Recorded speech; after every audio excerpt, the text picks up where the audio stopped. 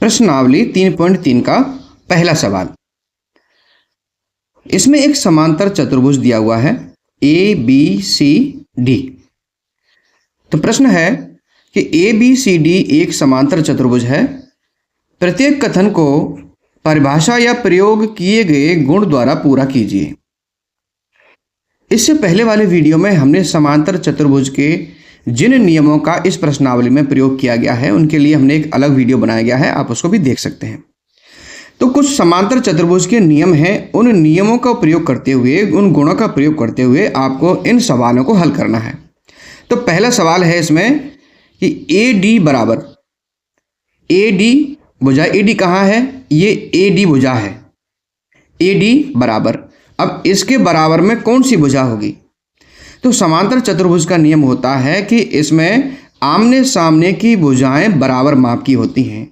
तो जब ये ए डी भुजा इसके बराबर की भुजा होगी भुजा बी सी, तो यहां लिख देंगे हम बी सी, ये भुजा इसके बराबर की है। अब देखो इसमें क्या दिया हुआ है कि परिभाषा या प्रयोग किए गए गुण द्वारा पूरा कीजिए।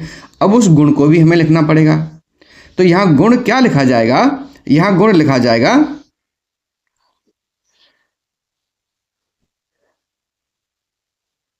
तो यहां लिखेंगे नंबर 1 ए डी बराबर बी सी, कोष्टक में लिखेंगे समांतर चतुर्भुज की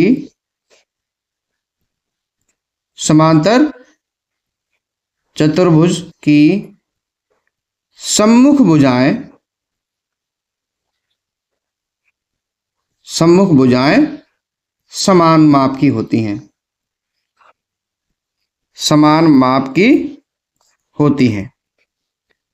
ये इसका गुण हो गया और आपका उत्तर हो गया। इस तरह से आपको गुण या नियम बताते हुए लिखना है। तो ए डी बराबर बी सी, ठीक है। ऐसे ही ए बी बराबर डी सी भी हो जाएगा क्योंकि ए भी डी सी के बराबर है। अब दूसरे प्रश्न पर आते हैं। दूसरा सवाल क्या है? कोण डी सी बी, कोण डी सी बी। अब देखिए इस कोण डी सी बी में क्या है, डी और बी के बीच में जो सी है, यानी कि बीच में जो अक्षर आता है उसको हम कोण मानते हैं कि कोण कहां बना हुआ है, बीच वाले अक्षर पर बना हुआ है, सी पर बना हुआ है। तो ये कोण बना हुआ है ये सी बिंदु पर। अब इस सी बिंदु के बराबर का कोण कौन सा होगा? देखो डी सी बी, ये बन गया। अब समांतर चतुर्भुज का एक और गुण होता है कि इसमें सम्मुख कोण समान माप के होते हैं। तो सी का सम्मुख कोण कौन सा होगा? आपने 7वीं क्लास में जब त्रिभुज पढ़े थे तब भी आपने उसमें पढ़े होंगे सम्मुख कोण, सम्मुख भुजाएं। तो जिस शीर्ष बिंदु के सामने की जो भुजा है उसकी भुजा पर कोई जो कोण बना होता है वो कैसा होता है? वो सम्मुख कोण होता है। तो इसकी सामने वाली भुजा कौन सी है? ये। तो यहाँ ये कोण इसका सम्मुख कोण होगा। ये जो कोण है ना बी, ये इसका सम्मुख कोण नहीं होगा, ये इसका आसन्न कोण होगा कि इस भुजा, ये जो भुजा है ये भुजा उभयनिष्ठ होगी इन दोनों कोणों में, यहाँ बी बिंदु पर जो कोण बनेगा, ठीक है।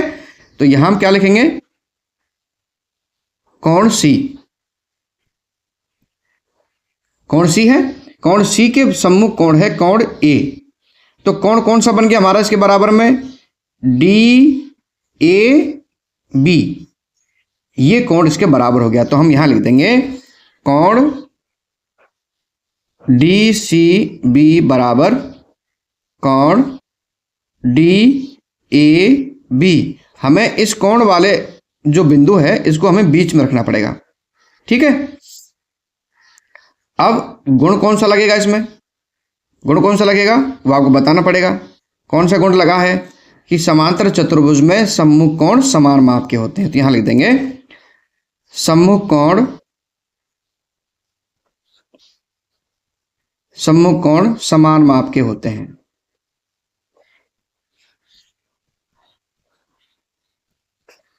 सम्मुख कोण समान माप के होते हैं, ये इसका गुण हो गया और आपका सवाल भी हो गया। अब आते हैं हम तीसरे बिंदु पर।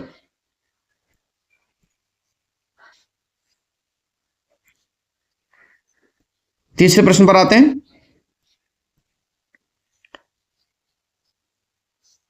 ओसी, ओसी भुजा, सॉरी जो ओसी बिंदु है, ओसी कहाँ है, ये देखो, ये ओ है और ये सी है, तो यहां से लेकर यहां तक ये ओसी बिंदु कहाँ है, ये बिंदु ए से लेकर के सी तक जो विकर्ण डाला गया है, यानी कि एक बिंदु से सम्मुख बिंदु पर डाला गया लंब क्या कहलाता है, ये विकर्ण कहलाता है।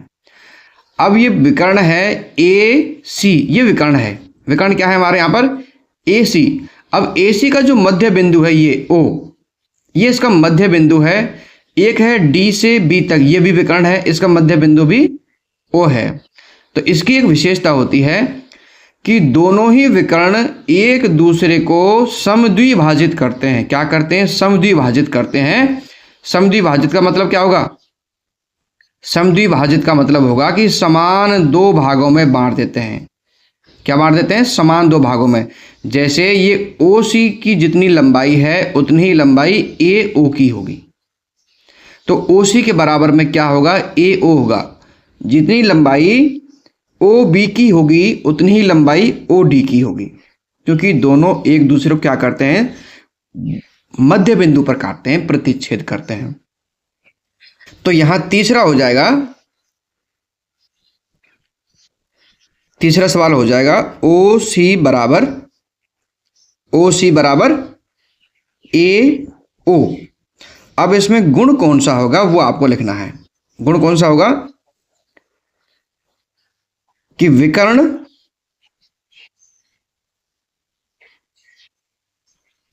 एक दूसरे को, विकर्ण एक दूसरे को समद्विभाजित करते हैं।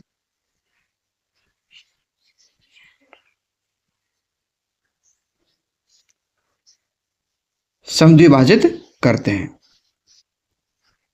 ये इसमें गुण लगेगा। ये हो गया आपका तीसरा सवाल। क्योंकि जब विकर्ण एक दूसरे को समद्विभाजित करेंगे तो बीच में से जो बिंदु ओ है वो क्या हो जाएगा, मध्य बिंदु हो जाएगा और दोनों ही भाग बराबर बराबर हो जाएंगे। अब चौथा प्रश्न देखिए।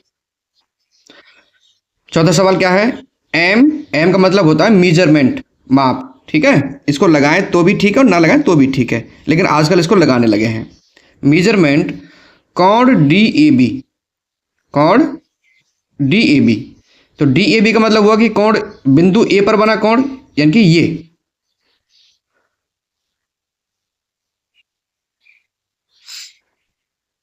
बिंदु ए पर बना कोण यहां,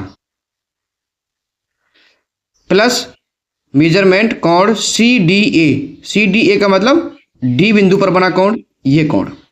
अब बराबर, यानी कि इन दोनों कोणों को जोड़ दें तो क्या होगा। देखिए ये ए एक बिंदु है और ये एक भुजा है ए डी, दोनों कोण ये ए डी भुजा पर बने हुए हैं। ये जो भुजा है ये उभयनिष्ठ है, यानी कि दोनों ही कोणों में एक भुजा है, एक भुजा दोनों ही कोणों में आई है। अब क्या होगा, और जो दोनों, हाँ दोनों कोणों में ये एक भुजा जो है ये उभयनिष्ठ है। अब क्या होगा कि ऐसे बिंदु पर जहां दो भुजाएं आकर के मिलती हैं, क्या मिलती हैं, दो भुजाएं आकर के मिलती हैं, उस अंतिम बिंदु पर बना कोण और उनमें से एक उभयनिष्ठ भुजा पर बना दूसरा कोण, ये दोनों आसन्न कोण कहलाते हैं। कैसे कहलाते हैं, आसन्न कोण। और इन दोनों कोणों का जो माप होता है तो हम यहां लिखेंगे ए प्लस डी, यानी ए का कोण और डी का कोण, इन दोनों का जो मान है वो 180 डिग्री के बराबर होगा। इन दोनों को हम संपूरक कोण कहते हैं। क्या कहते हैं, संपूरक कोण। तो इन दोनों का मान क्या होगा, कोण बराबर 180 होगा। तो हम यहां लिख देंगे दोनों का योग कितना होगा, 180 होगा। लेकिन हमें यहां लिखना पड़ेगा, अब नियम भी लिखना पड़ेगा। क्या लिखना पड़ेगा, तो यहां हम लिख देंगे मेजरमेंट कोण D A B plus measurement कोण सी डी ए बराबर 180 डिग्री। अब इसमें हम गुण लिखेंगे, आसन्न कोण आसन्न कोण संपूरक होते हैं। क्या लिखेंगे? संपूरक होते हैं। अब संपूरक कोण का मान कितना होता है? संपूरक कोण का मान होता है 180 डिग्री। संपूरक कोण का मान होता है 180 डिग्री। तो ये आपका चौथा सवाल भी हो गया। सवाल समझ में आया है तो वीडियो को लाइक जरूर कर देना और चैनल को सब्सक्राइब कर देना।